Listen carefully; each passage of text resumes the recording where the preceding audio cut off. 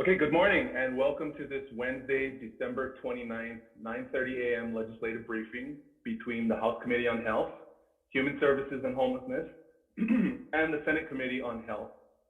I'm Senator Jarrett Kyohokalole, Chair of the Senate Committee on Health, here with my co-chair, Representative Ryan Yamane. This 90-minute joint legislative briefing is being live streamed on YouTube, and an archived version will be available on the Hawaii State Legislature's website. Today, the Navy will provide a presentation on their drinking water distribution system recovery plan, followed by time for question and answer by the members present. The Department of Health was scheduled to present as well, but notified us on Monday that a representative would not be available to attend today's briefing, and instead have provided a status sheet by email, which should be either in your inbox, members, or arriving shortly. As we did at the December 10th briefing, any follow-up questions that the members might have can be sent to myself or Chair Yamane's email, and we will compile them for a follow-up. The Department of Health is willing to answer any follow-up questions. They notified us as well.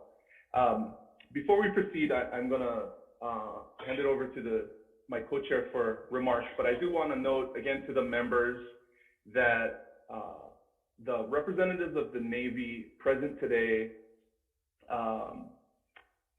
joined us to present and answer questions on the drinking water recovery plan. I know that there might be questions during the Q&A about the larger Red Hill situation, the permit, the EO, all of that.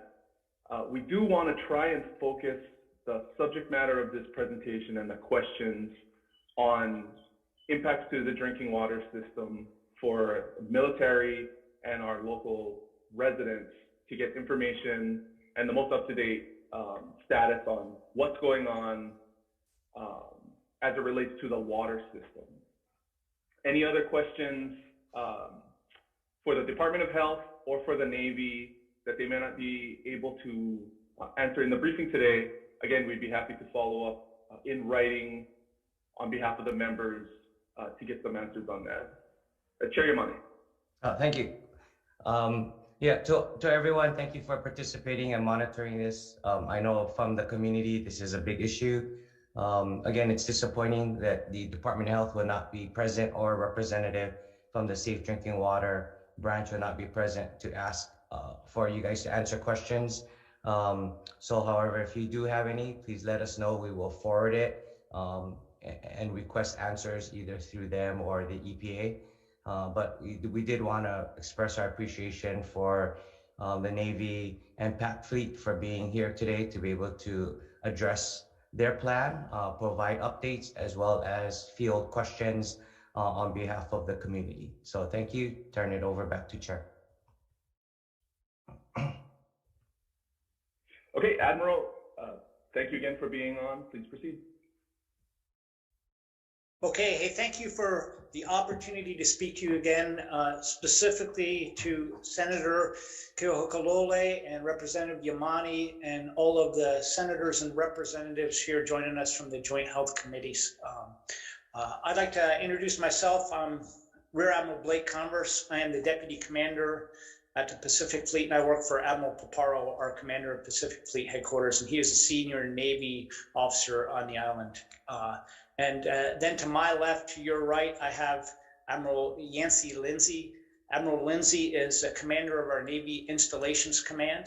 And then on my right, your left, I have Admiral John Corca, who is commander of our Navy Facilities System Engineering Command. And then on my far right, your far left, is the Pacific Fleet Chief Medical Officer, Doc Mike McGinnis, who will be here to answer any questions on public health that you may have. I'd like to start by giving a brief statement. And again, we're focusing on the flushing and the testing plan. If you have questions and I can't answer them with regard to the Red Hill Bulk Fuel Storage Facility or any of those things, we will take those questions and we'll get back to you separately. And if you want to give them in writing, to either Senator Kehokalole or Representative Yamani. We'll get back to you then as well. I may not be able to answer those now. I don't have the subject matter experts here to do that. And in some cases, it would be inappropriate me to comment because those administrative proceedings are still going on. So let's get to the flushing and testing plan. First, you should know that there is a PAC fleet directed investigation on the recent fuel spills at the Red Hill Bulk Fuel Storage Facility, and that continues, as I briefed you last time. And they're looking at the linkage to the jet fuel that leaked into the Red Hill well shaft and likely contaminated the Navy's water distribution system.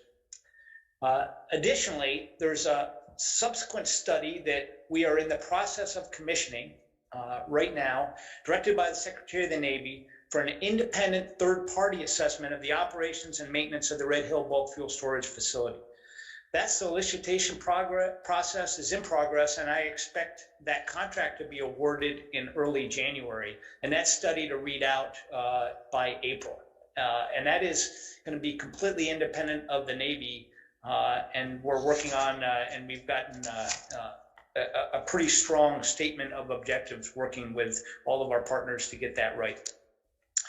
I'd like to make a brief statement again, and I said this the last time I addressed you, and I'll say it again. The Navy is responsible for the contamination of the drinking water in our Navy distribution system and the Red Hill well. We use every means available to investigate it thoroughly, and there's a number of efforts on that. And we will take aggressive actions to correct the failures and to hold those at fault appropriately accountable once we've concluded those investigations. In the near term, we're committed to taking comprehensive measures to restoring safe drinking water in an environmentally safe manner. We're committed to fixing the Red Hill shaft well and to protecting the aquifer as we do that. And we're committed to put in place appropriate long-term measures to prevent any recurrence of these events. This water contamination issue at our Joint Base Pearl Harbor Hickam distribution systems required a very collaborative effort between the Navy, our other military service partners on island, with the with the Hawaii Department of Health, the Hawaii Department of Land and Natural Resources, and the Environmental Protection Agency, who ultimately controls safe drinking water standards. And of course, with many local, state, and federal legislators who've stepped in to provide assistance. This teamwork has produced a comprehensive water system recovery plan that has been approved and is in execution today. I want to thank you for your patience, your partnership, and your direct support and advocacy to get that done. As you know, this interagency team has members of our Navy Facilities Engineering Systems Command, the Hawaii Department of Health, the EPA, and our U.S. Army Corps of Engineers, and we've consulted with subject matter experts from industry, from the Air Force and the Marine Corps on island as well. And we've developed this approved plan that we've been executing to flush and restore the Navy's distribution system. The plan includes complete flushing of the entire Navy system from the source to the faucet, with a comprehensive series of water tests in every neighborhood to certify the drinking water meets safe drinking water standards. Once our distribution lines, the main water lines to a particular neighborhood, and we call them zones, are flushed, and we've taken the required water samples and tested them to be within safe drinking standards, we will then begin to flush individual residences and non-residential facilities in that zone. And we're going to do that in accordance with a standard operating procedure that all of the interagency working group has approved. After all the required flushing has been completed in a particular zone, for example, Pearl City Peninsula Housing Zone, and a series of certified laboratory water tests have been conducted to ensure that that water supply in that zone meets all EPA and Hawaii Department of Health safe drinking water standards, then we will release those test results, and the Hawaii Department of Health will amend their health advisory, and water in that zone will no longer have any restrictions for its use, and we'll start moving back our military residents into that zone. Of special interest to our residents, and certainly to those folks that are on this video teleconference, will be how we release those water sample test results to the public. It's going to be a two-step process. First, we're going to do the main distribution lines in the neighborhood, test them, and then release that test data.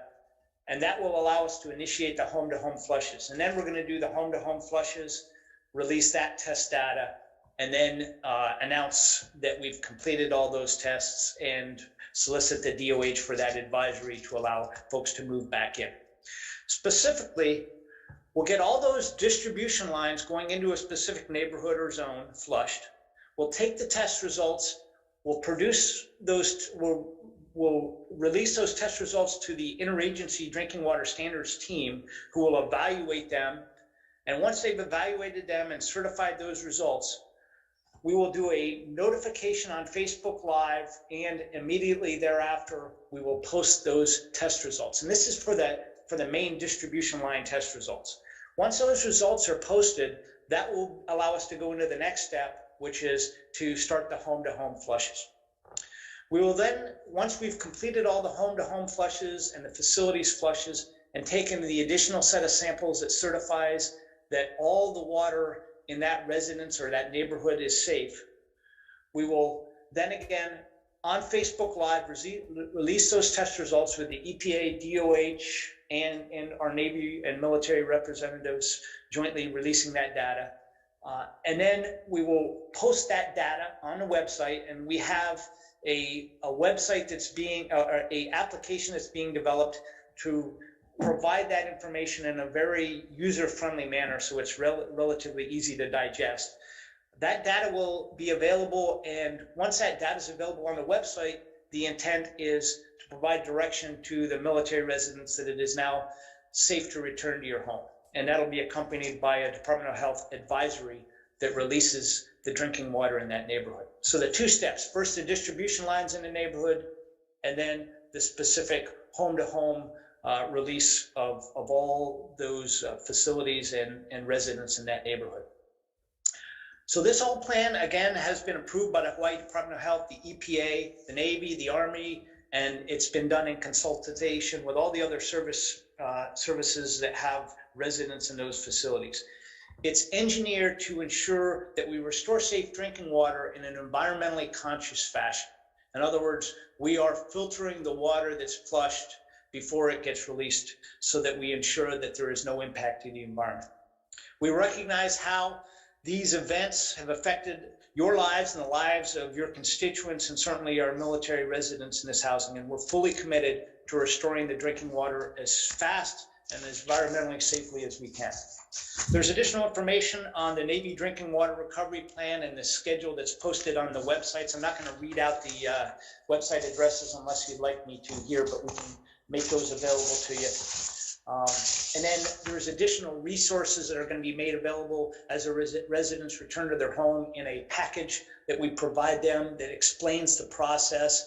And at each step of the way, I'm releasing a series of communications to them via letters and social media posts and door-to-door postings that provide them the information that they need to step back into their homes and to be able to use the water for all purposes. So that's a general description of the plan, and I'm going to pause there and stand by for your questions on that plan. And again, I have folks that are taking care of public health and welfare, of the engineering of the plan, and the public health aspects from our doc. So we're ready to answer questions on any one of those areas as you wish. So I'll pause there. Okay, thank you very much, Admiral. I think before we get started, for the members' edification, you know, I've been watching your daily Facebook Live updates. If you could maybe, as a first item in the follow-up for the members, provide all the social media tags so that we can follow those going forward. I think that would be very helpful, because I know you are sending out daily information on multiple platforms, and often a lot of the day-to-day questions can be addressed just by sharing out that information to the broader community. Yes, sir. Thanks for that. Thanks for that comment. We have a joint information center that is the kind of the hub of how we communicate. Information comes in, and it's put in a fashion that we make sure folks can understand. And so I'll get with them and we can provide a list of all the various venues, social media platforms and stuff that they are using to put out their information, because there is a Facebook page for the installation. There's other, you know, there's other avenues that we're using. So we can give you a list of those that we consider the official Navy sanctioned, so to speak, platforms that we're using to communicate. Okay, great. Go ahead, I'm sorry.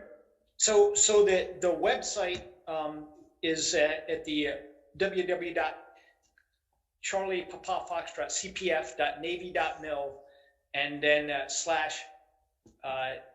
/JBPHH-water-updates/ and so that is our PAC Fleet website, and that will have many of the links that you suggest. And then, of course, on the Joint Base Pearl Harbor, Hawaii and the Navy Region Hawaii Facebook pages, they also will have all this data posted. We'll provide you the details and the specifics on all of those links in an email or a letter separately. Thank you. And I will also ask our Senate IT staff to include those links in the description section of the YouTube link going forward. And I'll turn it over to Chair Yamane for questions from the House. Oh, no, thank you, Chair. Admirals, quick question, because, you know, we wanted to get, you know, some updates.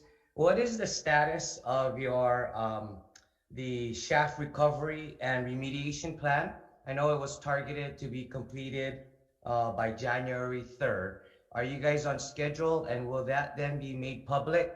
Is that reviewed by Department of Health and EPA prior to its approval? And will that be also posted on the social media for access and review? Sir, good morning. I just wanted, by way of introduction, I'm John Porca. Okay, so I am the Commander of Naval Facilities Engineering Command. And my responsibility is that we own and operate the water distribution system here on the island. So prior to being in DC, I was actually stationed here in Hawaii for 3 years as the PAC Fleet engineer. And I really enjoyed my time here, and I understand the island. I was part of the St. Elizabeth's Parish here. I had 2 kids that went to Damien. And in my return, I have talked to a lot of the friends that I had, and I understand the gravity of this. So I want to make sure that the entire committees here understand that we are putting a full court press on this effort, and we are not going to stop until we correct everything. And so to your specific question, sir, is that we have not started the operations yet. I do not believe we are going to meet the 3 January date, and let me explain some specifics. One, we want to be very deliberate, and we want to make sure that we have a unified effort. The same way that we approach the flushing, I want to make sure that it is a whole of government, to make sure that we have the state, the federal, and the Department of Defense aligned with our operations and what we're going to do. And part of that is making sure that we have a plan. And so that plan is in its final stages, that we will work with all the agencies on Hawaii to make sure that we have the procedures in place, the actions that are required, okay, and the permit. Okay, so we do not have a permit. So that is the planning effort and the approval to be able to commence operations. And there are some mitigation efforts in place as we speak at where we discharge the water, and we're still working that plan in details. The second piece is actually a semblance of the GAC. And so we need to get all the components here of the GAC. And so that process is going on underway to build the foundations for these systems. It's a pretty elaborate systems. They're very large tanks. I think you've seen some of the ones that we have already on the island. Well, those are 1 million gallons. So picture that 5 times the size up at Red Hill. And then we need to make sure we put all the piping into place. And so as we receive the material, we're looking at in the second week of January to actually have everything in place, have the system operated, all the rehearsals complete, and then we'll be able to start the operation. So I know that's a little bit more details than you may want, sir, but I just wanted to make sure that you had an appreciation for a lot of the intricacies that we're working to make sure that we're very thoughtful and deliberate in our approach. You have a estimated time of when that plan might be available and finalized? Yes, sir. We'll have the plan completed by next week for sure. Okay. Okay, so that is, you are tracking that. And again, we have worked with the Department of Health, the Board of Water Supply, and so we've been very transparent on that, sir. Okay, thank you. Just to clarify, I think we're on track for the plan. It's going to be the assembly of the hardware that's going to take some time after we've completed that. And I think we are still on track for the permitting. The permit is on track. There are some contracts that we have to put in place. You know, they wanted to make sure that we took some biological, ecological assessments of the stream before, during, and after. And our plan is to hire a local contractor to be able to provide that. And so that is part of the plan that we agreed to, and we need to take care of that. Okay. And then once you get that permit, that'll include all the restrictions regarding, the release of, releasing of the water on, porous surfaces and all that, right? Yes, sir. So that'll be the permit where Department of Health will be able to monitor, right? Yes, sir. And I would also offer this to everyone is that we're going to be discharging a lot of water. And, we're not going to discharge bad water. And one of the things that the interagency is doing, and Admiral Picardo actually suggested this, it would be a travesty to take some good water and just flush it away. Is there other applications that we can use some of this water? So we are discussing that because of the discharge. It's just a large volume that maybe business can use it. You may be able to use it for an industrial purpose. So that is an item that is not a direct action item, but it is being discussed. Okay, thank you, Chair.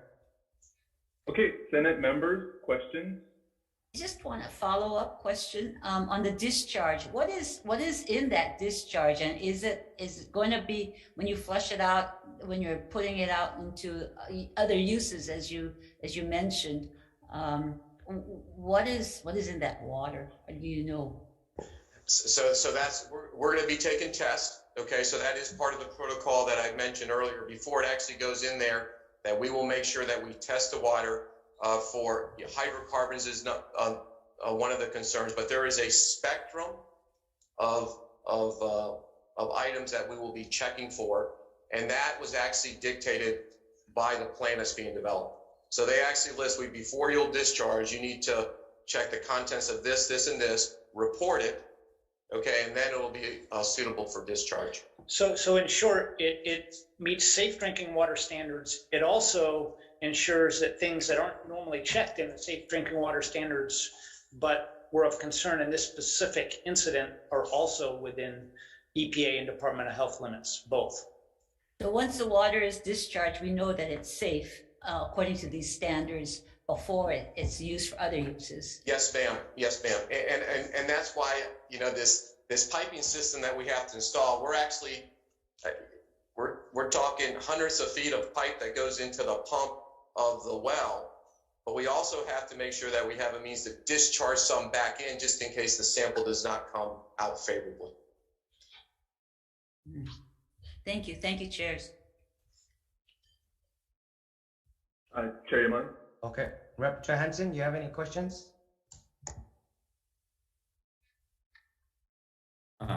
I'll defer to the health committee first. You've been very generous in giving the area. No, go ahead. Please go. I'm giving preference to area legislators to ask your questions. Thank you very much, sirs, for. I just want to confirm what I thought I heard Admiral Converse, which is, in addition to doing all the testing, you'll end up doing a final point of testing in each affected person's house, as well as providing them a report. Did I distill that correctly? So the details of the testing is we will do a set of tests on the main distribution line, then we'll go flush the individual homes or facilities, and then we're going to test at least 10% of all the homes. And each home that we do test, you know, so one of those 10%, there's, I think, about 5 different tests at different locations within the residence for the facility that we test.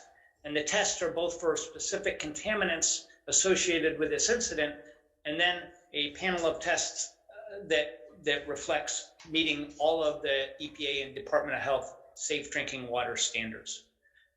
So not every residence, but 10% of the residences, and in some areas more than 10%.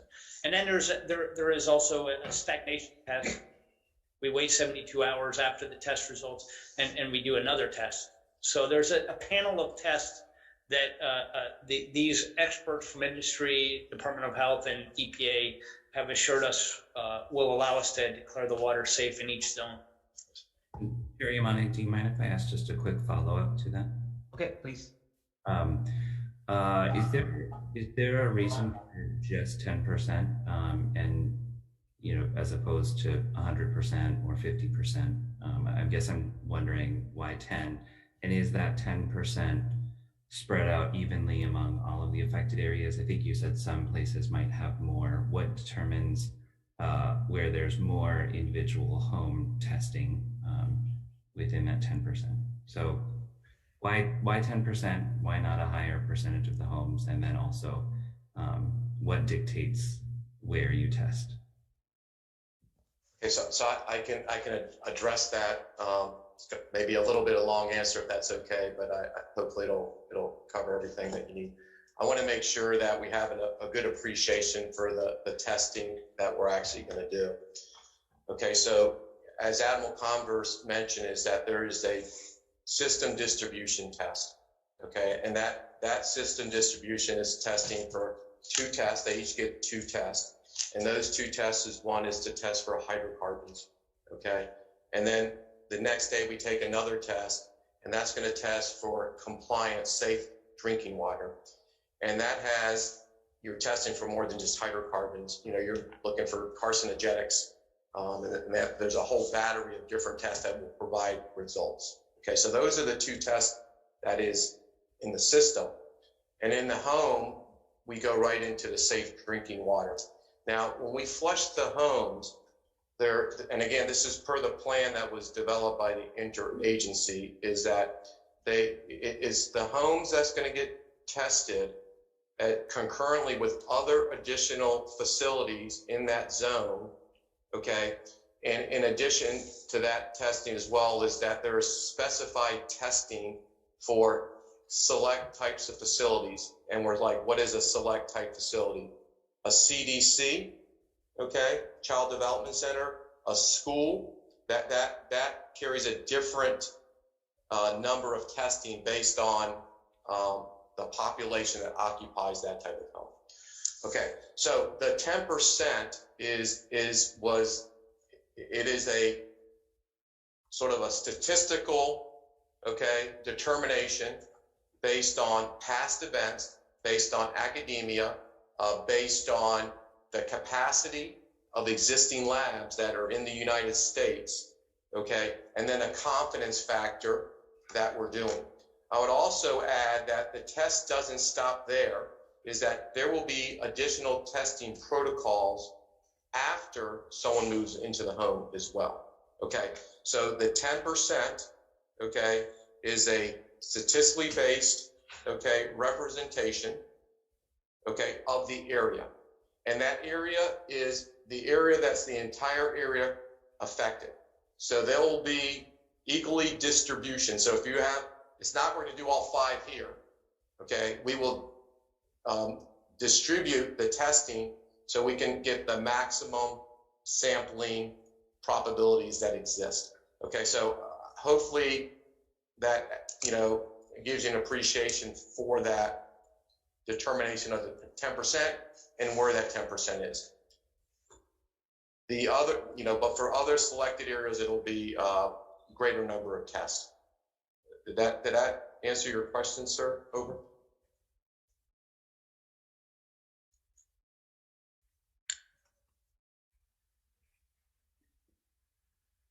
Okay, I'll take that as a yes. Yeah.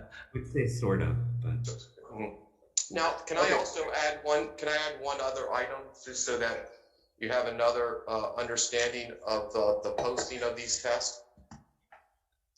We actually have put in place an electronic data management system, okay?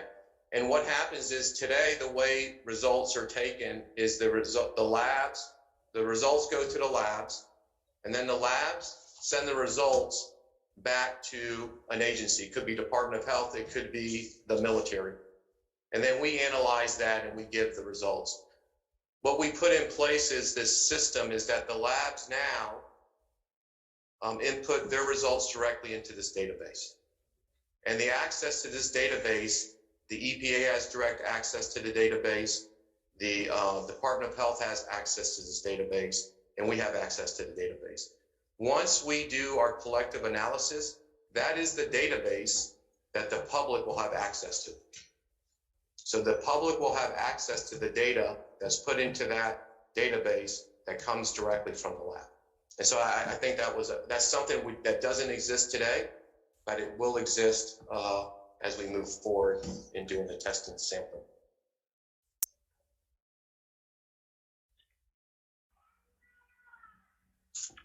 Representative Johansson, are you good? I'm sure others have questions. Okay, Senate members. Senator Kim. Thank you. I want to thank you, Admiral, for being here this morning. The question is, what is the timing of the flushing plan? When do you expect it to be complete and people can move back into their homes? And how much water is it taking to do all the flushing? Okay, so I don't know if anyone, if you don't have this, I'll be happy to. This is our standard schedule and timeline that lists the areas that are going to be tested, when they're going to be flushed, when samples are going to be tested in the systems, and then the homes and the neighborhoods that will be doing the flushing and the testing. So this is the timeline that is currently underway. So flushing is occurring in the main systems today. Our hopes is we'll start the home testing, the home flushing as early as today, once we finish analyzing the results that come into play. So the home flushings will commence this week. Systems testing has been underway for the last week, and by the end of January, we should have everything complete. So when people return to the home, it's going to be a sequence based on when that area has been complete, it's been tested, they come in within standards, and then the notifications for when people come into the home. So estimated date would be end of January that people can start moving back in? No, homes, well, it's phased, ma'am. So starting next week, we believe people will be able to start moving back into the home. Starting late next week, late next week, we will have people will be able to start moving back into their homes. Okay. So when they move back in the homes, is it going to be completely flushed, or will they have to do the flushing themselves? It'll be completely flushed, and it will have the sample results complete and posted.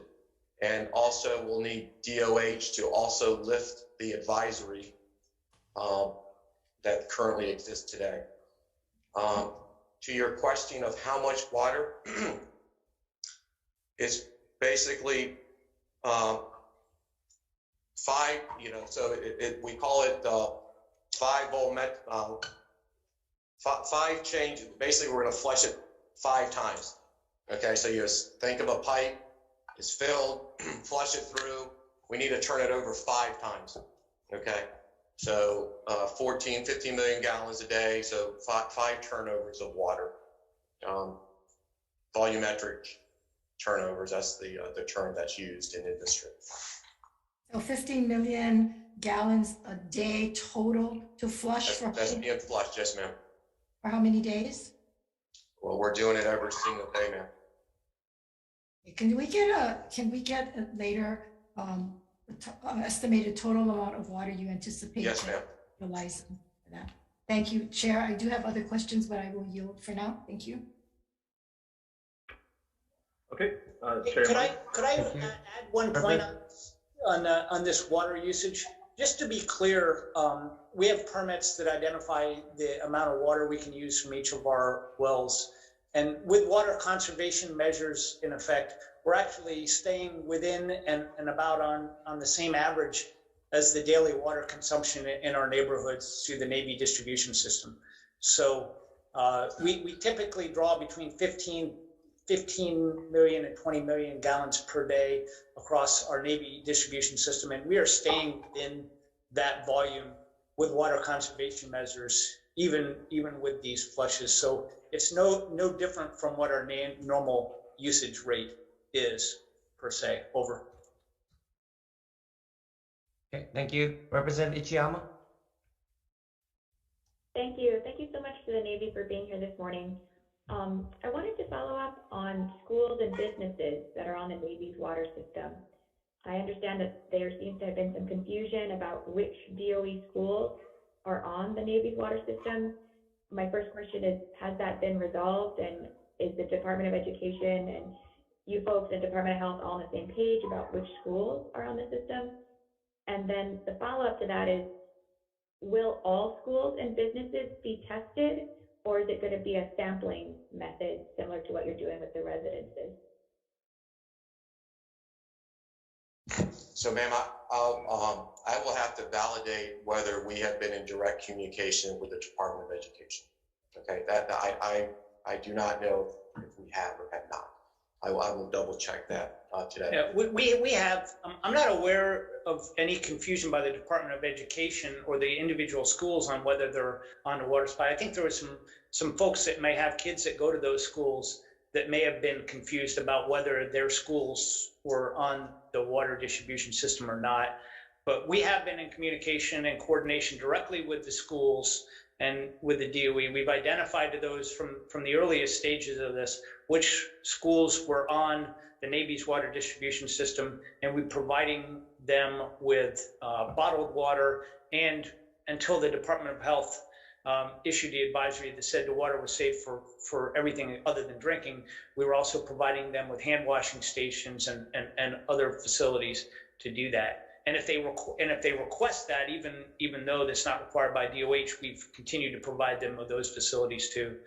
So I'm not sure that there was a question at the DOE, because we were communicating with them, or at the individual schools, but there may have been confusion among residents, and we've tried to fix that by posting listings of what facilities as well as residents were affected.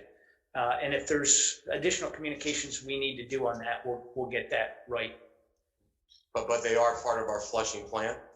Okay, so they will be done concurrently within our zones with the neighborhoods. That is something that's dictated in our plans. The number of samples that each of these schools get, I mentioned earlier, that has been dictated as part of the plan as well. And so we're prepared to execute that plan.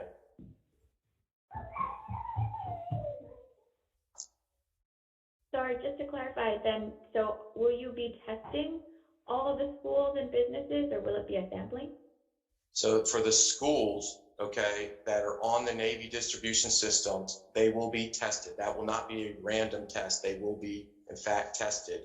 And each of the schools they'll have 5 tests in that schools. That was an added item that we just revised our plan with as of 2 days ago. So the schools are going to be, they're always going to get flushed and tested.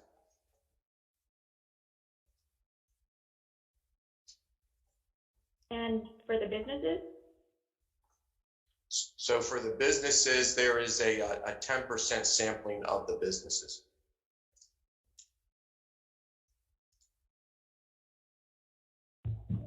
Thank you very much. Thank you, Chair. Thank you, Chair. Senate members? Senator Favela? Good morning.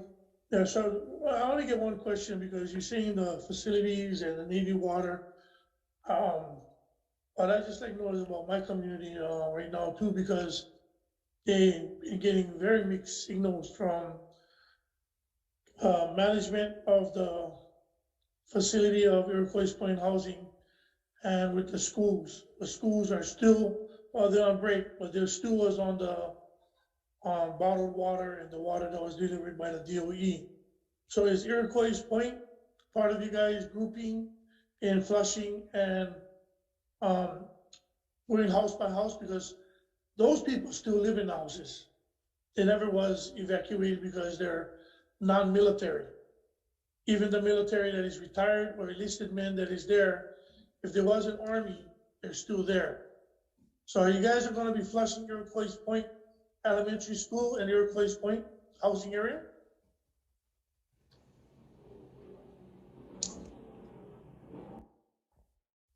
So the answer is yes, there is a plan, and the Iroquois Point is on our flushing plan.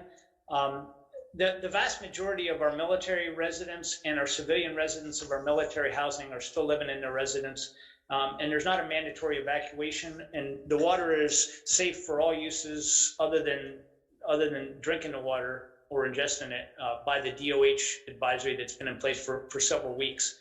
So we did do a voluntary evacuation if those people chose to move out because they couldn't drink the water, but it is safe for other uses. And so, and the majority of folks have decided to stay in their homes, and we provide them with drinking water as we're doing for the Iroquois Point residents. And again, we are going to execute the flushes in the Iroquois Point housing areas per the plan. So how did you get that information out? Because I never hear nothing about the voluntary removal of the people that got sick already, that went to the emergency, that wanted to relocate. So when was this memo, or when this was sent out to who? And everything that you just said now about Iroquois Point housing, I would love to have an email. That's why I asked you the last time when you guys was on here. I wanted to dialogue with you guys, which I got no response from you guys. Now you're telling me that you told the guys in Iroquois Point housing, non-residents, I mean non-military and military, that they had a chance to be volunteering to be relocated. I would really want to see when was that actually executed, because I didn't hear nothing from the residents there. So they told the residents there that the water had a very, very low percent of petroleum. So I don't know what a low percent is with the DOH or the Department of Water, whatever. There should be just water in our water.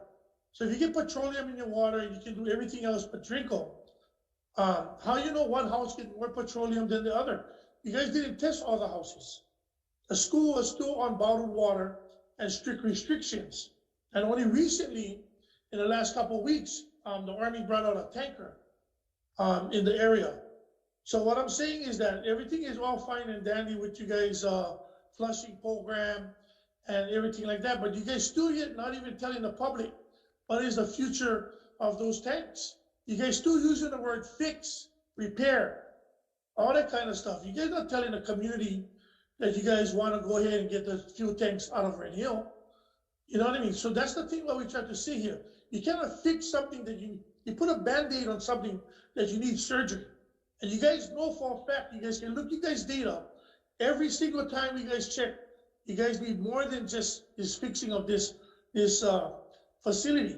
So I just like know when you guys will send something to my office so that I can let my residents know who's over there every day calling me up or texting me to find out if the Navy is compensating Capilina financially because the water that they're giving out from the facility, or is there any financial reimbursement to Capilina and not the residents? Those are the things that need to be answered. And I asked you this before, this panel right here, and I don't know if everybody's on it, to please come out to the community and answer these questions from these guys. I don't have to be there. I don't have to be there, but answer these questions. Because these questions are being very, very mixed. But what you're saying now is not what the community is saying, and it's not what Capilina is saying.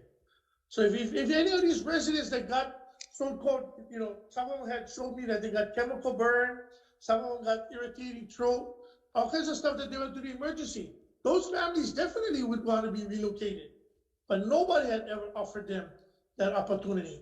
So by you saying that, I just want to know where was this sent to? Because I would have been happy to let these residents know there was an opportunity for them. And one of them had 8 kids now, 8 kids. They would have been happy to be relocated. So that's why you're seeing that nobody will respond to this relocation. I'm troubled. I'm very troubled to hear that.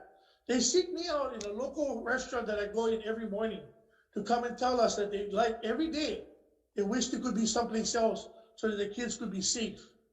Are you telling me what you're telling me now is very contradicting to what these families are telling me in the community? So I just want to know, when did you guys send this out? How did it go out? If you guys don't use the management, maybe it didn't get out. But I really please, again, it's the second time I'm going to ask you, if you guys can come out to this community and give clarification or do some kind of Zoom for them, for Capilina, like how everybody else did for Red Hill and AMR and all the other facilities. If you can please come out to Iroquois Point or do this Zoom for just the Capilina residents so they can have answers and questions to be asked. How long this been going on and nobody really gave them the right answers. So that's the reason why I really want to know. I really want to know what you're going to do. The principal from the school has her hands in the air and she just doesn't really understand what's going on. So now that you guys saying that you can do everything with that water, but drink it. Well, I don't know, who wants to be the first one to go over there and bathe with just a little bit of petroleum in their water? Not me. So can you guys please take that to heart, what I had asked you guys the last meeting? Because this whole thing, flushing thing is fine and dandy. We're staying under the water rights, getting our permits, all of these things is all great, great. You guys caused it, you guys should be doing it. Yeah, I want to see what else you guys are doing over and beyond. You guys just doing the minimum because you guys want to keep the facility there. Senator Favela, you've asked a number of yeah, well, really the thing is, they're not important answering the last questions. time, and I'm not expecting them to answer them now. Just make a clarification. Let them have a chance, and then if you'd like to ask follow-ups, then we can have that. Admiral? Sure. Hey, thanks for the question. I'll tell you, we've been using the manager and the management in Iroquois Point to communicate with, because we are assured that she's fielding the questions and is passing that to the residents. That's what prompted us to bring over drinking water, obviously because of the situation and because of the concerns, and why we've provided drinking water to that housing area. I will also say, sir, that in accordance with the Department of Health, the Hawaii Department of Health's advisory, the homes remain habitable as long as you don't, and they recommend you do not drink the water, but the water can be used for other purposes.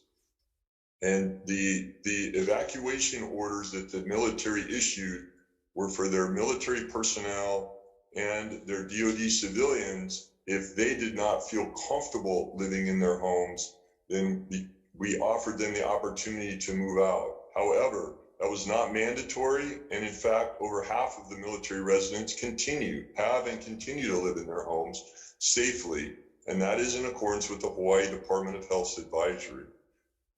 As far as the school, we've provided them water as well. Happy to meet with the school's principal or superintendent to make sure that he or she has what they need, and we can support them as the best way we can. I hope that answers your questions. And of course, they have access to our Facebook Lives. They can ask questions on there. They can call our call center. Those numbers have been provided if they have other questions. But it is a fact that Iroquois Point is supplied by our water system. We are required to restore that water system to drinkable standards, and we are committed to doing so. Over.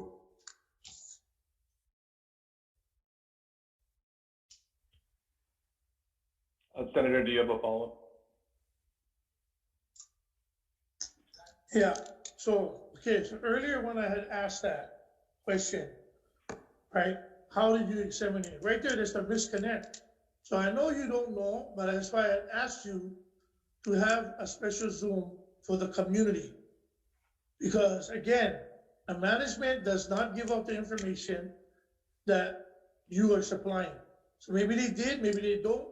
As far as I know, I just got an email this morning to ask you guys, are you guys compensating or are you guys giving financial money to Capilina management for this whole recovery or inconvenience for the community. And I just got you letting you know that some of the guys who was bathing with this water was complaining for having irritation on the skin. So again, this was way before you guys started bringing out the water, way before Army truck came in, was way before the 21st when you guys first started giving the DOE water. After the DOE brought in their shipment, then you guys brought in another shipment for help them to wash dishes and whatnot.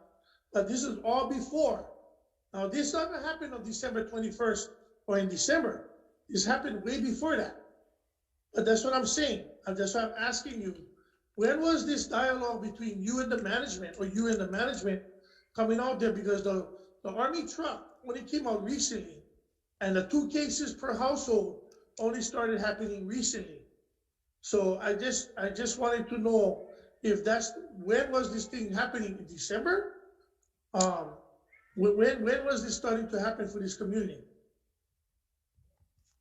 Sure, I don't have the exact date off the top of my head. I arrived on the island approximately 10 December, and it was within a few days of that. I can get you the exact date when we actually started providing water to Iroquois Point, bottled drinking water and also bulk water. As far as compensation or claims, the U.S. Navy has actually the Department of Defense has set money aside for that purpose.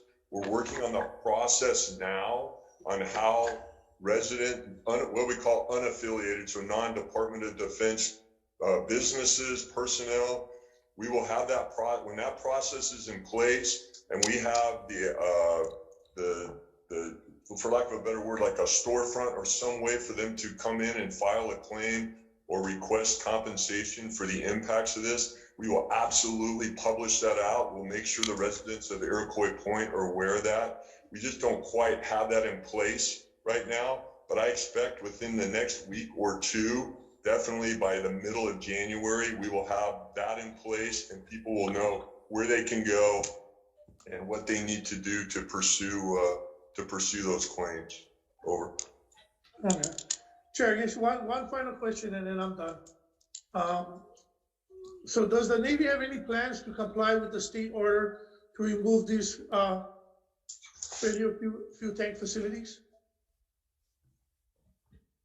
So as we discussed, that is a decision that's going to be made at the Navy Secretariat level. And I don't have any insight right now into what that decision process or the decision is going to be. Thank you. Okay, Chair Tarnis, you had a question?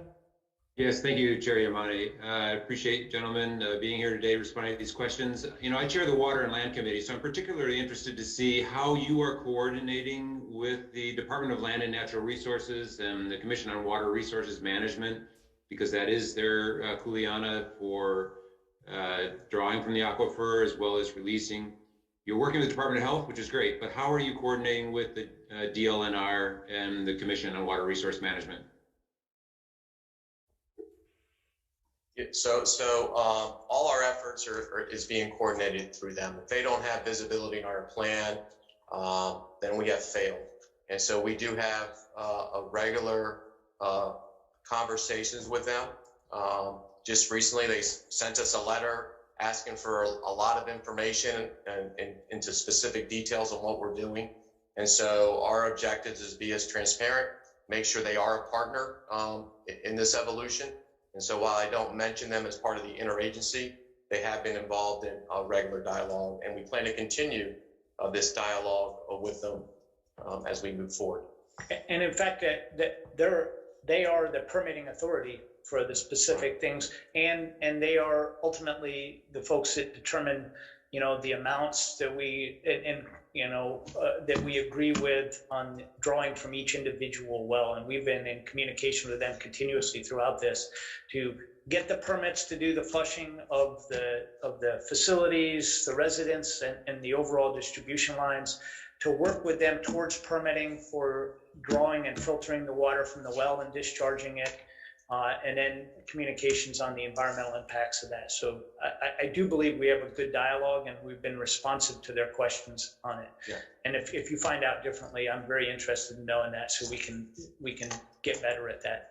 Just yesterday, I was in the interagency meeting, and where we do have the representations from EPA, Department of Health, and various DoD services. And they were actually having their end of day meeting, which was around 5 p.m. And they actually had, a screen like we have today here, sir, and they actually had the Board of Water Supplies and other agencies on that. So I feel comfortable that communication is occurring. I'm glad to hear that, and I just would urge you in your public communication that you also describe the work you're doing with the Department of Land and Natural Resources and the Commission on Water Resource Management, because they really have that public responsibility, and people should know that you're working closely with them.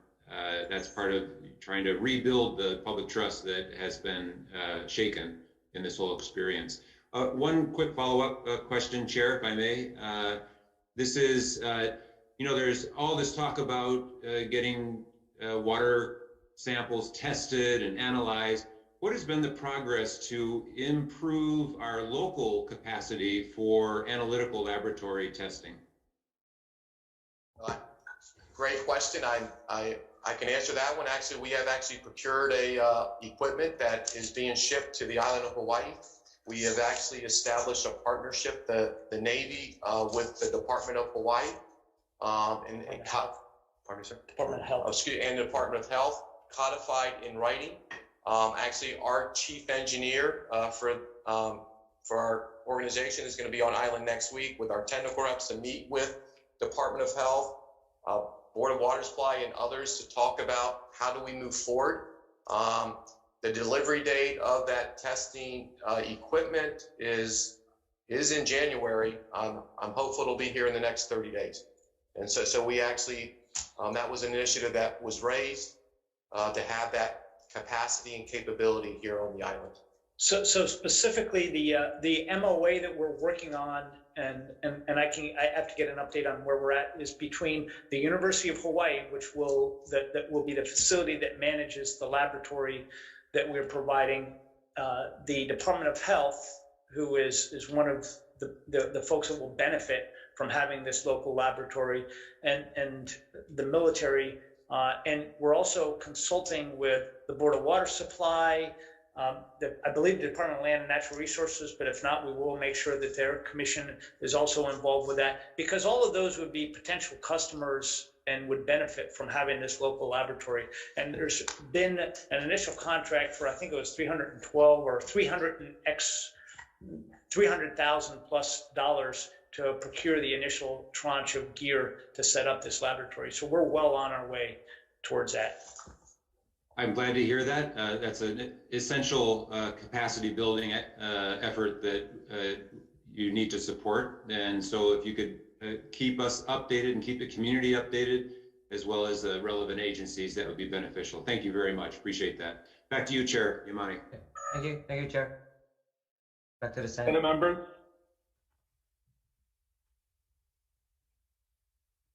Okay, Senator Kim. Thank you again. Earlier, Admiral, you said that you were procuring a third-party solicitation, independent of the Navy. So my questions is, what exactly is it going to cover? How much is it going to cost? And will this be consistent? Or how does this be consistent, possibly with the state order? Let's spend operations. Okay, so there's a number of studies and assessments that are underway. We have the command investigation, which I mentioned. That has also incorporated third-party elements to it. So the command investigation that was directed by Admiral Paparo of Commander Pacific Fleet, and that will read out estimated completion date on the 14th of January. We've involved 3 different external activities in that. One of them to validate leak calculations and engineering assessments of the faults at Red Hill. A second organization locally to validate the determination of the pathways for the fuel that could have gotten from these leaks into the well.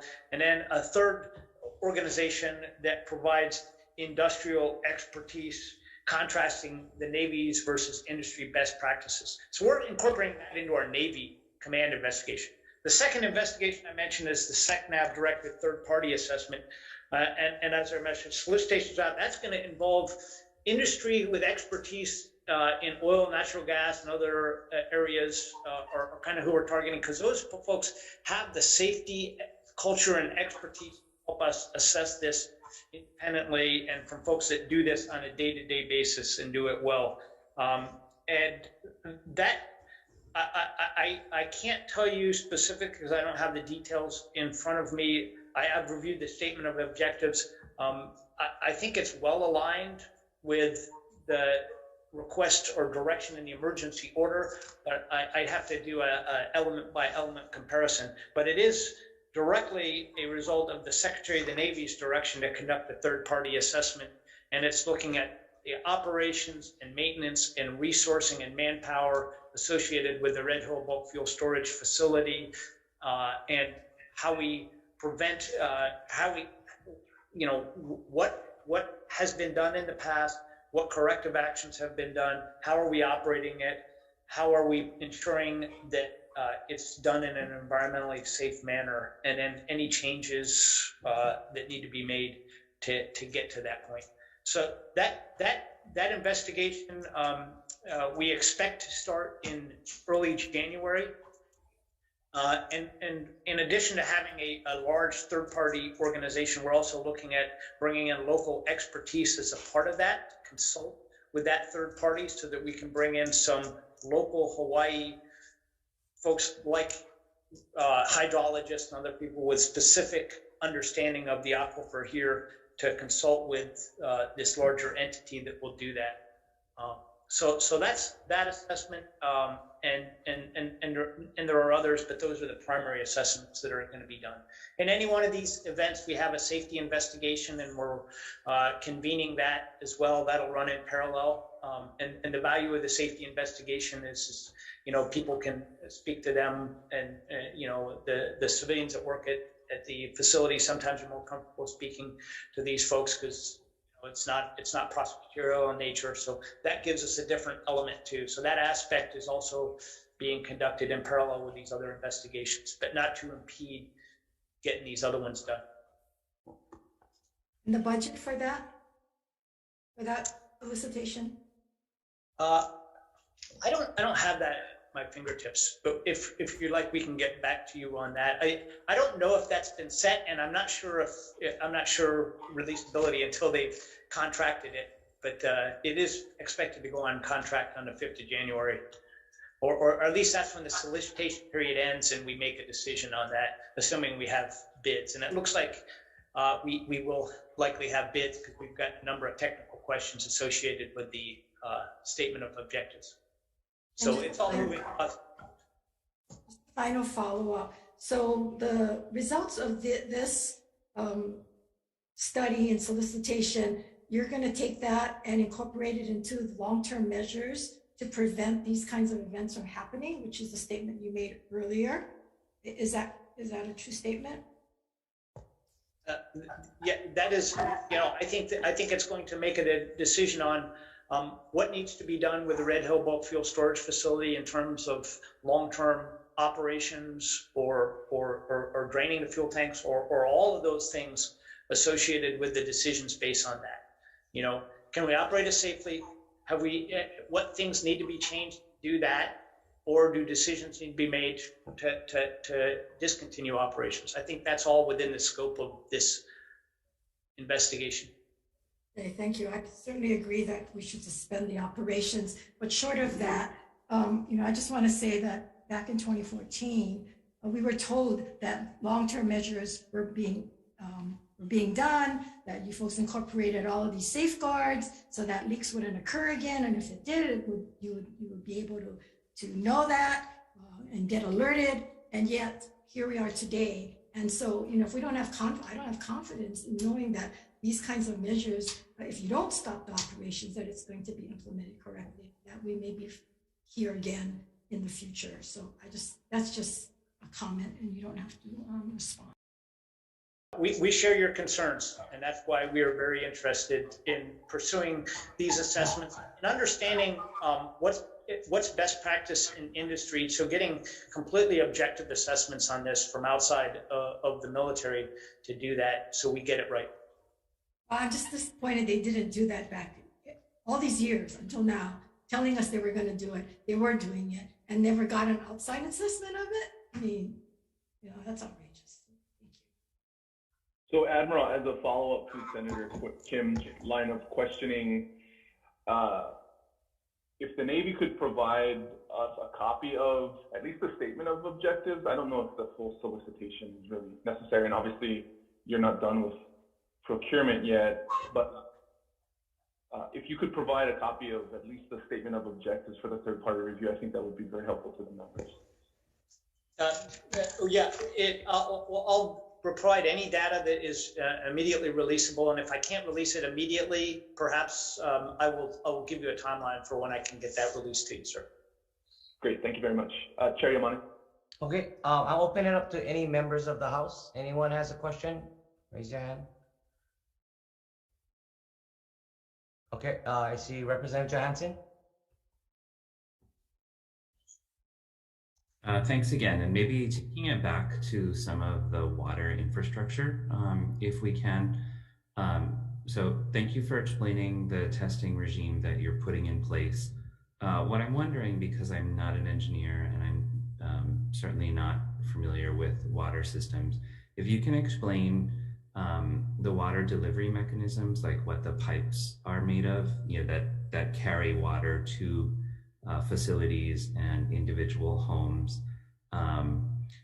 Also, what is the risk of, you know, different constituents that are contaminants remaining in that infrastructure? You know, I realize you're doing various testings at probably the beginning and end points of the water, but because I'm not sure if that's a continuous monitoring, and I don't really understand petroleum and, you know, the types of piping. I'm just wondering about the potential for there to be latent potential contamination given the infrastructure. And this is not just for military constituents, but some of your water infrastructure also lies beneath non-military residential communities. So it's a concern both primarily for our military constituents, you know, who now doubt the quality of their water and probably will be wondering for a while. That's certainly what they've expressed in communications with us, but also where your infrastructure lies and people wondering about potential for latent sort of contamination.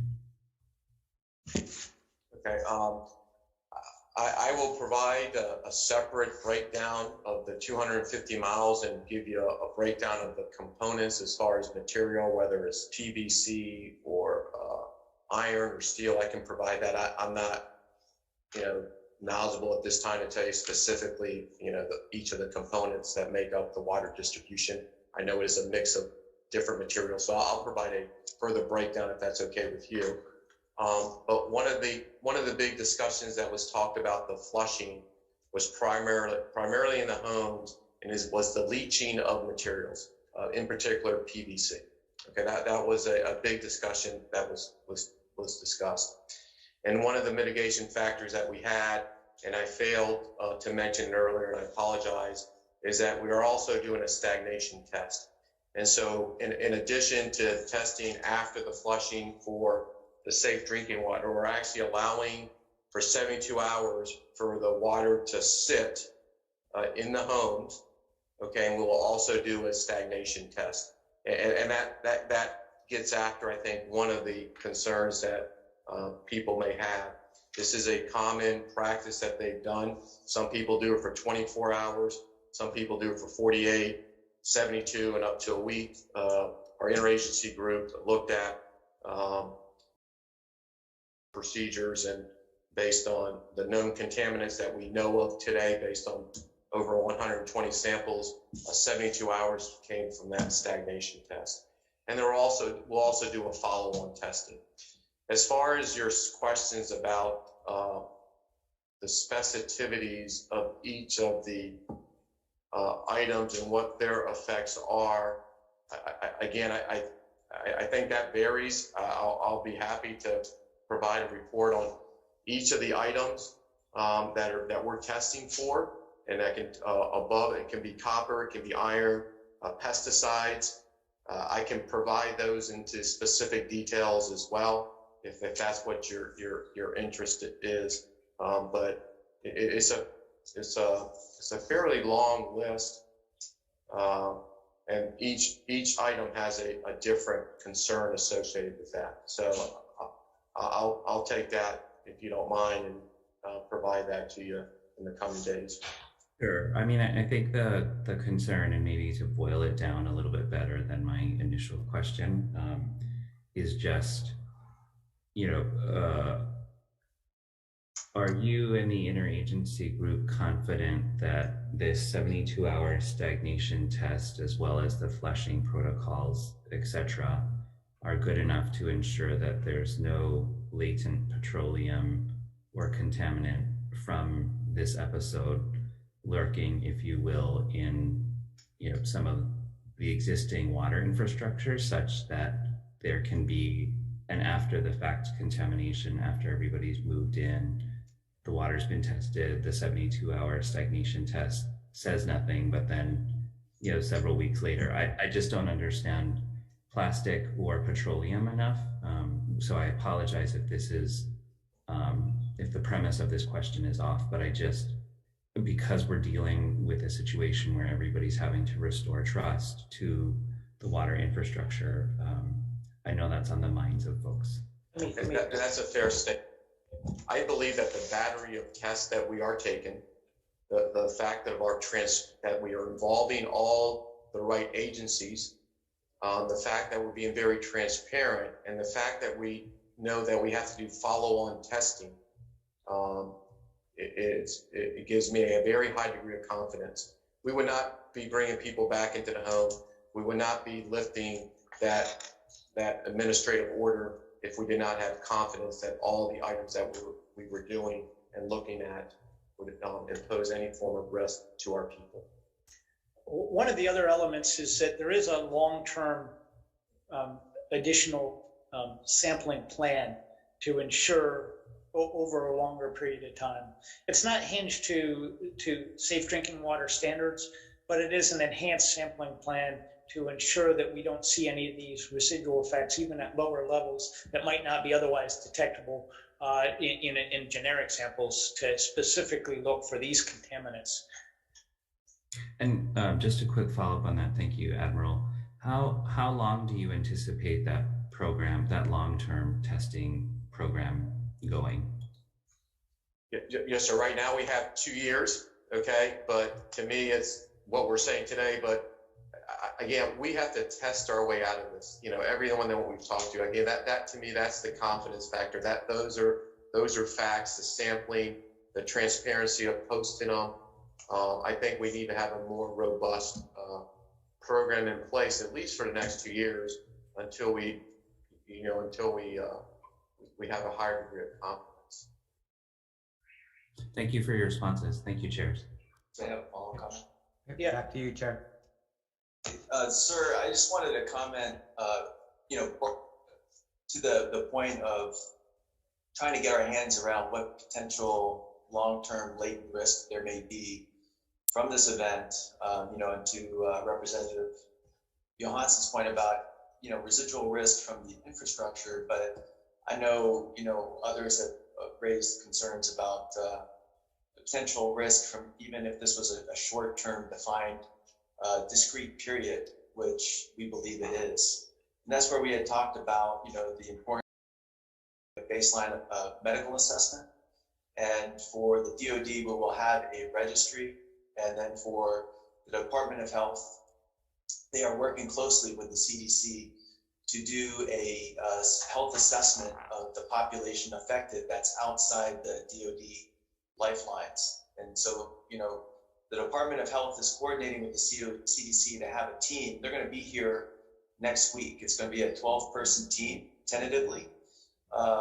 and their schedule has them arriving on the 2nd of January on ground for 2 weeks. And they are going to interview and do health screening assessments of those families that have been impacted on the Navy water distribution system that are not DOD. And specifically for Senator Favela, they will be coming to Iroquois Point and talking to your constituents and getting their feedback about what's happened here. So they'll do that, face to face, and then a large body of this work will continue when they depart virtually to do these screenings and questionnaires. That will inform, what the future effort will look like through the Department of Health as far as, longer term surveillance. And that's all going to be based on this initial assessment. And thank you for that. I guess as a follow-up to that, and we will, for the members, I will also include a request for an update on that plan from the Department of Health, since that's their Kuleana, I guess, in concert with the EPA. But to follow up on Representative Johansson's question, I'm looking at the, this is your 28 December flushing and testing sit rep, and it looks like, before you get to the home, as you've described in the protocol, before you get to home flushing and then home testing, you're doing distribution system flushing and then system testing. So for, in this sit rep, it looks like zone A1, which is Pearl City Peninsula. And this has been, you've referenced this in your Facebook daily updates, I believe. And so we're gonna try and work to make sure that the members have connectivity to this information as well, if they don't already. It looks like for this zone A1 Pearl City Peninsula, it says 22 December, the distribution system flushing, I guess for that zone was completed and you started testing. When do you expect, and then it looks like the estimated home flushing starts today. What does it look like for the distribution system, just as an example, in A1 to be remediated to a point where you're comfortable to have, drinking water utilized from that system? And how long before we can expect those tests that started on 22 December to give us back a reading one way or another? So we actually received the last parts of the system test for Zone A last night. And so when I walk out of here, we should have, they already know the results, this interagency team. So as there are people today, right now, ready to flush the homes. Okay, they are standing by. I'm hoping they are, based on the results that we receive, and then we'll disseminate that information. So the results for that, sir, came in last night. The other thing that we just recognized, just to put things in context, and this may not answer your question, but I'm hoping it'll get out, where we're going from here, is that we're in the process of knowing the interests of all the testing and to give people a better appreciation on the testing that we receive before we start the next step. We're putting together a placemat by zone that lists the number of tests and the types that we're receiving, when we should expect them, okay, and then what's their status, and then that'll move on to the next step. So we will not get into home flushing until we get a positive that we have met the criteria for compliance as well as hydrocarbons. Okay, and so that's what that constitutes the next step. So can you clarify it for us what exactly what that means? What kind of test results do you need to see for in the distribution system, for a thumbs up and move to the next step? Okay, yes, sir. So there are two tests, sir. The hydrocarbon test, and that tests a spectrum of different hydrocarbons, diesels, gas, and there are limits not to exceed. And so if none of those, if we don't exceed any of those limits, we get a check. But that doesn't mean In what interval? Pardon me, sir? In what interval? Immediately after the flushing. So once we finish the flushing, take the sample and it goes off to the lab. And right now it's taken about 3 to 4 days to get the results back and analyzed. Okay, so that's test one. We must get a positive concurrence that we have not exceeded any of the limits. Okay, the day after we take that first test, we're taking a different test, and that is for compliance. That is for safe drinking water. That has an additional number of items that they look at, from a pesticides, copper. There's a listing of those that we need, and each one of those have a threshold. Each one of those have a threshold. The team will analyze those thresholds. Once they meet the acceptable threshold dictated by EPA, we get the check on that. So now we must get a up check from the compliance, okay, and we must get an up check from the hydrocarbons. Once we So, get Admiral, that, are you required to receive positive results from those two tests over a period of days, multiple tests to validate, or once you have a test result that gives you the readings under the appropriate thresholds, then we're proceeding with the assumption that the system is remediated? Hey, just to be clear, we've got over 120 samples on the water distribution system done by the mainland lab, and we've never seen any samples that approached even the environmental action level, let alone the Department of Health limit on the distribution system and on the residents. So in a normal case, if you're flushing to get below a limit, then yeah, you would have to do multiple samples to verify that you got it. In this case, none of the samples that we've had indicates, anything from the distribution. Okay. So now we are verifying that after this flush with these samples. And then there's going to be subsequent samples, in the homes as well. So and all that in the home will also include the 72-hour stagnation test. So there's staggered tests associated with that. So there isn't really given the fact that we know that the contamination happened, but the test results, I guess, from what you're saying, have never really indicated that the contamination was happening. Do we have a good indicator that the plan is working, aside from when the entire plan is completed and people come back in their homes and you don't see any, social media videos of people flushing their toilets and smelling petroleum? So this reflects the challenge, the engineering and the technical challenge, and why we had to bring in the subject matter experts from universities and industry, as well as EPA and the Department of Health, because of the fact that this is what all indications was from the Red Hill well. The well was isolated relatively within the day of the first event. It was in the system. It is subsequently millions and millions and millions of gallons have been flushed through the system, and we haven't been detecting it since then. But there were those indications that we had that affected the population, and now we're going back to do a thorough flush and validation that we have cleared out all the possible locations, but we're not seeing them in the samples that we've seen, which is a good thing. It tells us it's not persistent in the water that's in the distribution lines, but we're going to still flush them again to make sure. And we're not seeing it in the homes right now, but we're going to still flush them and go through the procedures of changing out the fridge filters and other things to ensure that we don't have them.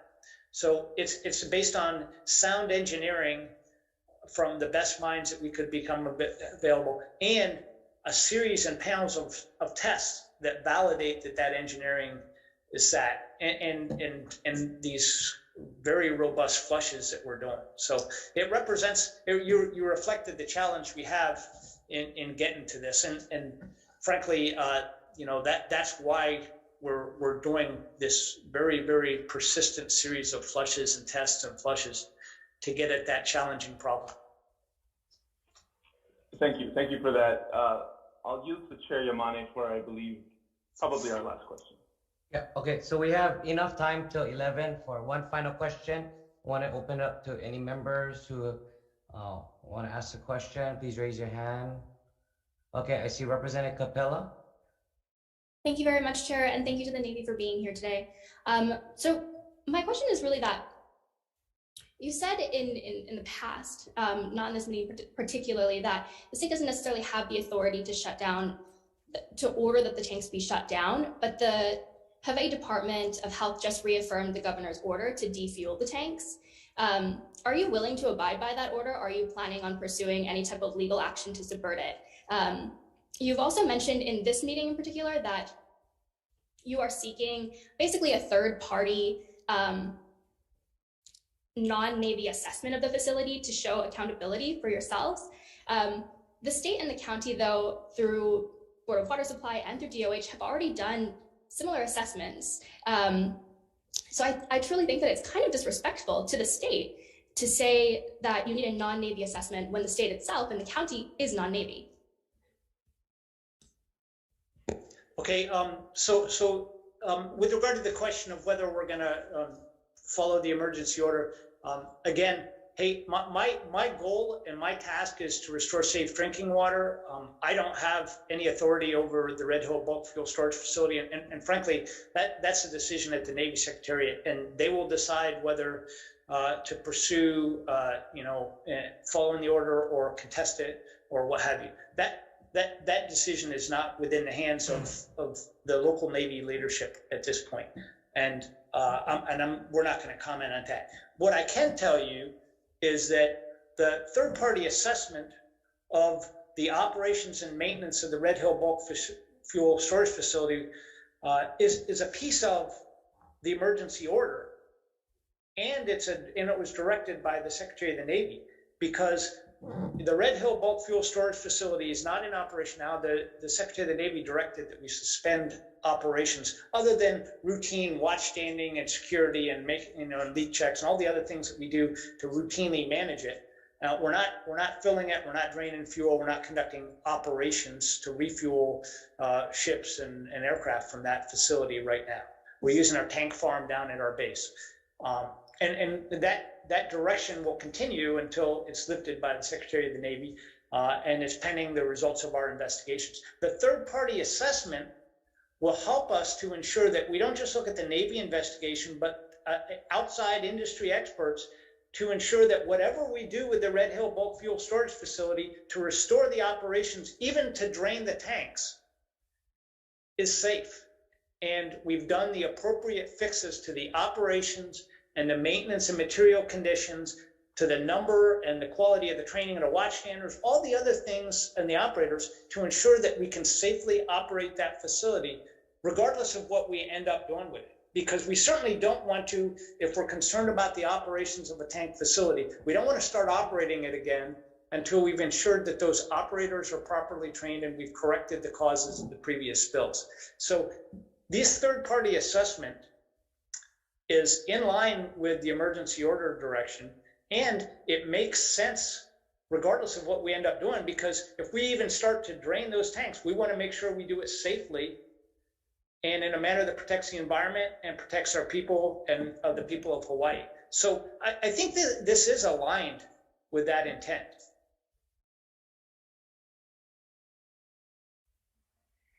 Okay, Chair, turn it back for final comments. Yeah, I'd like to again thank the Navy for agreeing to come on today and discuss the latest update on the system implementation plan. For the members present and any of the members watching, if you have follow-up questions that you would like us to include in correspondence to the Navy or to the Department of Health, who is not present but agreed to answer follow-ups related to this briefing today, please email your questions to Chair Yamane or I before the close of business today, and we will include them in our follow-ups with the Navy. I'd like to again thank Chair Yamane and the members of the House for agreeing to convene this joint briefing so that we can get everybody together at one time.